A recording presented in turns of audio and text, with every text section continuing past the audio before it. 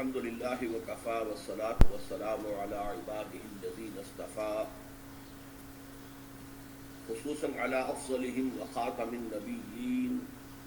محمد الأمين وعلى آله وصحبه أجمعين.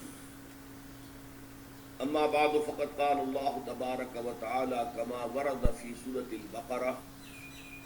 اعوذ باللہ من الشیطان الرجیم بسم اللہ الرحمن الرحیم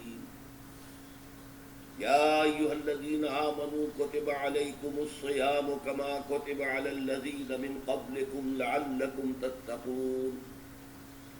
ایاما معدودات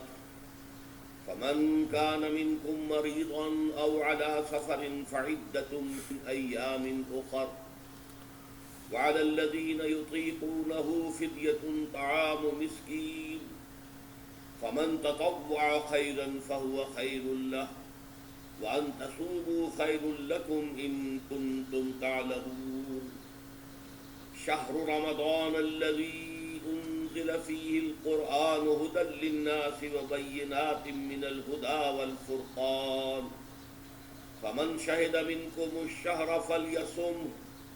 ومن كان مريضا أو على سفر فعدة من أيام أخر يريد الله بكم اليسر ولا يريد بكم العسر ولتكملوا العدة ولتكبروا الله على ما هداكم ولعلكم تشكرون وإذا سألك عبادي عني فإني قريب أجيب دعوة الداعي إذا دعان فَلْيَسْتَجِيبُوا لِي وَلْيُؤْمِنُوا بِي لَعَلَّهُمْ يَرْشُدُونَ أُحِلَّ لَكُمْ لَيْلَةَ الصِّيَامِ الرَّفَثُ إِلَى نِسَائِكُمْ هُنَّ لِبَاسٌ لَكُمْ وَأَنْتُمْ لِبَاسٌ لَهُنَّ عَلِمَ اللَّهُ أَنَّكُمْ كُنْتُمْ تَخْتَانُونَ أَنفُسَكُمْ فَتَابَ عَلَيْكُمْ وَعَفَا عَنْكُمْ فَالْآنَ بَاشِرُوهُنَّ وَابْتَغُوا مَا كَتَبَ اللَّهُ لَكُمْ وَكُلُوا وَاشْرَبُوا حَتَّى يَتَبَيَّنَ لَكُمُ الْخَيْطُ الْأَبْيَضُ مِنَ الْخَيْطِ الْأَسْوَدِ مِنَ الْفَجْرِ ثُمَّ أَتِمُّوا الصِّيَامَ إِلَى اللَّيْلِ وَلَا تُبَاشِرُوهُنَّ وَأَنْتُمْ عَاكِفُونَ فِي الْمَسَاجِدِ تِلْكَ حُدُودُ اللَّهِ فَلَا تَقْرَبُوهَا كَذَلِكَ يُبَيِّنُ اللَّهُ آيَاتِهِ لِلنَّاسِ لَعَلَّهُمْ يَتَّقُونَ وَلَا تَأْكُلُوا أَمْوَالَكُمْ بَيْنَكُمْ بِالْبَاطِلِ وَتُدْلُوا بِهَا إِلَى الْحُكَّامِ لِتَأْكُلُوا فَرِيقًا مِّنْ أَمْوَالِ النَّاسِ بِالْإِثْمِ وَأَنْتُمْ تَعْلَمُونَ صدق الله العظيم. وعن سلمان الفارسي رضي الله تعالى عنه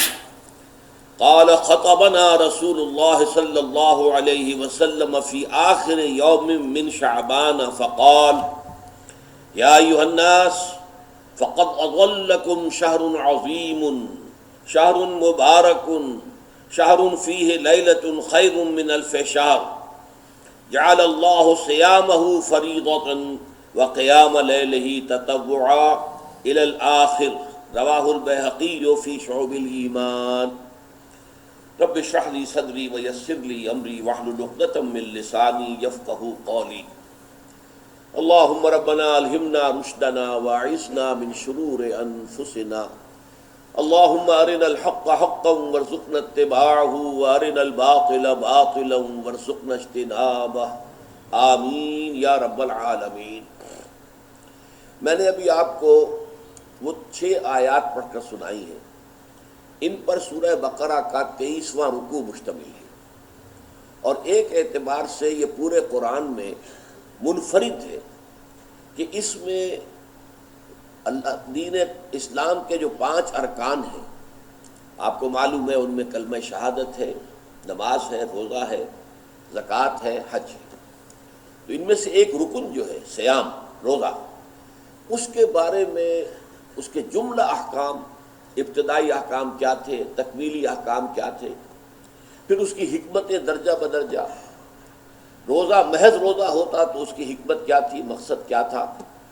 اور روزے کے ساتھ رمضان مبارک کا پروگرام قیام اللیل کو شامل کیا گیا تو اس کا مقصد کیا ہے، اس کا مطلوب کیا ہے، اس کا مقصود کیا ہے. یہ ساری چیزیں جو ہے وہ ایک مقام پر آ گئی. نماز کے بارے میں آپ کو معلوم ہے کہ اس کا حکم تو بے شمار جگہ آیا ہے، لیکن احکام وضو کے حکم کہیں اور ہیں، نماز سفر کی اس کا حکم کہیں اور ہے، نماز خوف کا حکم کہیں اور ہے. تو مختلف معلوم ہوتا ہے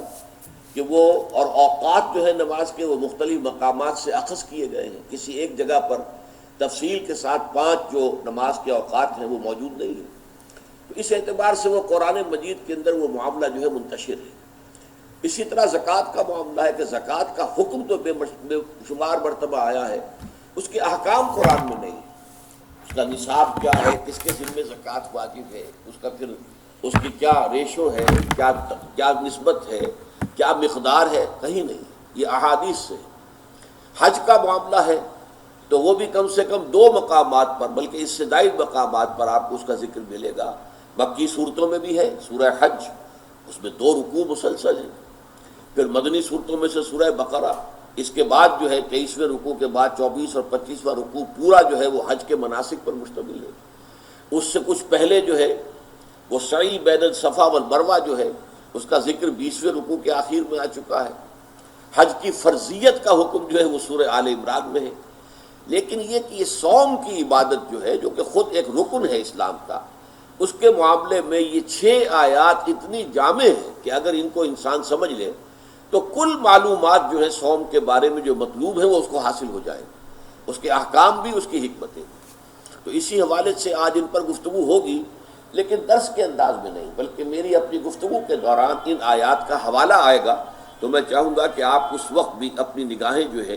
اس کے ٹیکسٹ کے اوپر مرکوز کریں، تاکہ آپ کے ذہن میں جو ہے یہ مضامین آیات کے الفاظ کے ساتھ ایسوسیشن قائم کر کے محفوظ ہو جائیں.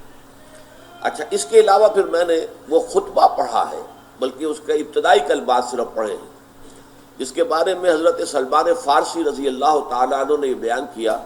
کہ حضور نے ہمیں یہ خطبہ ارشاد فرمایا شعبان کے آخری دن. تو یہ گویا کہ اس مناسبت سے آج ہمارا اس خطبے کو پڑھنا جو ہے بہت ہی موزوں ہے، اس لیے کہ یہ خطبہ جو ہے آج، جیسا کہ میں نے عرض کیا، ہو سکتا ہے بلکہ غالب امکان اسی کا ہے کہ آج شعبان کا آخری دن ہے.